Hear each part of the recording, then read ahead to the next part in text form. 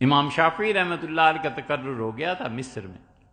تقرر کیا ہوا؟ امام تشریف لے گئے. شافعی رحمۃ اللہ علیہ جس سے غضب کے ذہین کہاں ہوتے، روزانہ پڑھانے جاتے تھے،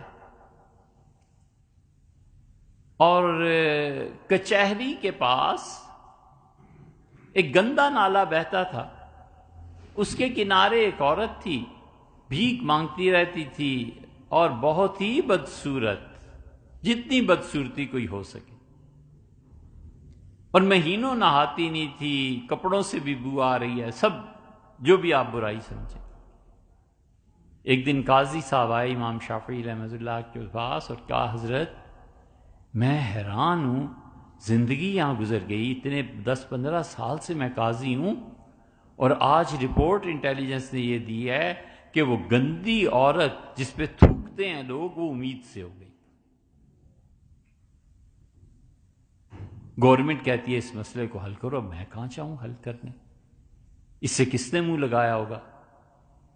امام شافعی رحمۃ اللہ علیہ سوچتے رہے، پھر فرمایا دیکھو یہ بڑا مسئلہ ہے، کسی پہ تہمت نہ لگے، حد نہ جاری ہو، لیکن میں تمہیں بتاؤں وہ جو فلاں آدمی ہے نا کچہری کے باہر بیٹھا رہتا ہے، اس کی ذرا تحقیق کرو. لیکن یہ بات نہ فیصلہ کرنا ہے نہ کسی کو بتانی ہے، وہ تحقیق کی انٹیلیجنس ہے. انہوں نے کہا جی وہی ہے. خیر جو سزا ہونی ہوگی ہوئی ہوگی. قاضی نے کہا حضرت آپ کو کیسے پتا چلا؟ ان کا میاں پتہ ایسے چلا کہ میں ایک دن ادھر سے گزر رہا تھا، اس نے اپنا ٹھیا آ کے کھولا، قلم رکھی اور قلم میں نے دیکھا دوات رکھی اور قلم کو بار بار اس میں لگا کے ایسے کرتا تھا، تو مطلب ہوا کہ اس میں روشنائی نہیں ہے. تو میں دیکھتا رہا، یہ اٹھا اور گندے نالے سے ایسے دوات لگائی اور پانی بھر لیا.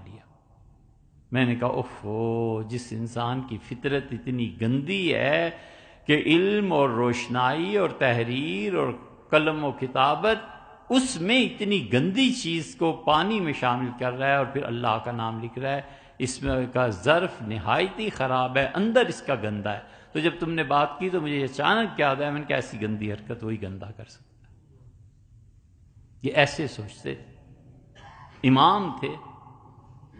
یہ سب اس علم کا نتیجہ تھا.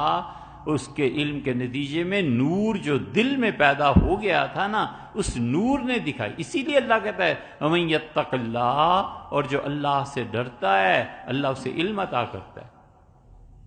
اور اللہ تعالیٰ فرماتے ہیں کہ جو آدمی اللہ کا خوف رکھتا ہے یہد قلبہ، اللہ اس کو کیا کرتے ہیں، اس کے دل کو ہدایت دیتے ہیں. نیند غفلت ہے، اور نیند اللہ کی بہت بڑی نعمت ہے کہ خدا الہام کرتا ہے. روح آزاد ہوتی ہے، روح جا کر معائنہ کرتی ہے، روح دیکھتی ہے کیا ہو رہا ہے. ایک وہ شعور ہے جو تنفس کو، زندگی کو قائم رکھتا ہے، اور ایک وہ شعور انسان کو اللہ نے دیا ہے کہ جب وہ سوتا ہے نا تو